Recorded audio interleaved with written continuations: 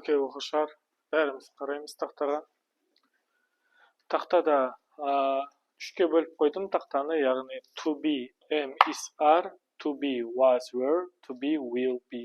Бұл не деген сөз? Яғни, бұл to be-ді біз көп рет өткенбіз, бүгін өткен шағы мен келер шағын өтеміз, жарай ма?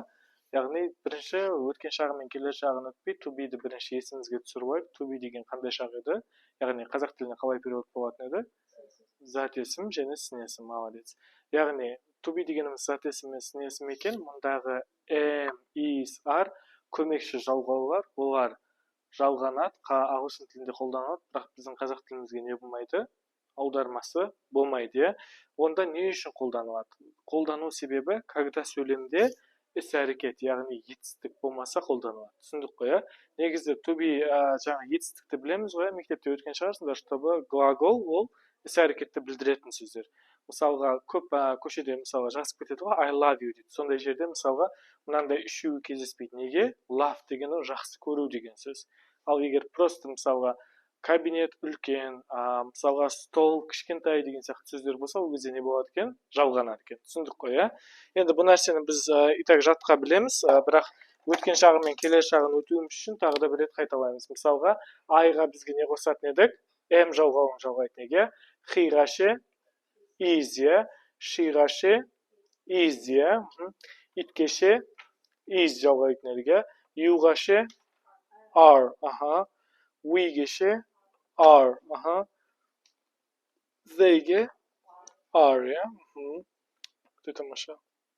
Содан кейін ағылшын тіліндегі кез келген сын есіммен және зат есімді қолдануға болады. Мысалға айтатын болсақ, I am at home, яғни мен үйдемін, мысалға. Сөйлемде іс-әрекет бар ма? Жоқ, сол үшін де am қосылып жатыр. Енді өткен шағы оқушылар қалай болады екен? Мысалға, I, he, she, it, you, we, they. Яғни, осыларға am, is, are емес, енді was бен were деген жалғаулар жалғайды екенбіз. Яғни, I was, he was, she was, it was, you were, we were, they were. Түсіндік па? Мысалға айтатын болсақ, I am at home. Қазақшасы қандай еді? Мен үйдемін. I was at home. Мен үйде едім. Түсіндік қой, Мен үйде едім. Енді келер шақта оқушылар I, he, she, it, you, we, they. Яғни бұлардың барлығына will be деген жалғау жалғанады екен. Түсіндік па? Мысалға I will be at home, яғни мен үйде боламын. Түсіндік па? Мысалға біріншісі I am at home, мен үйдемін. I was at home, мен үйде едім. I will be at home, мен үйде боламын. Түсіндік па? Тап сондай. Енді мен не себепті мына жаққа басқа сын есім мен зат есімдер жазбай жатырмын.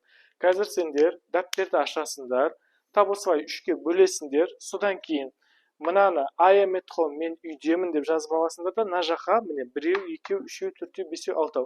6 сын есім немесе зат есім жазып, қазақшасымен бірге жазып, тап сол сын есімдерді мына жаққа және мына жаққа жазасыңдар. Түсіндіңдер ғой, Мен at home-ды көрдіңдер ме? Үшеуіне де түсірдім. Сендер қазақшасымен жазыңдар, мағынасымен. Түсіндік қой, Окей, жазып басыңдар.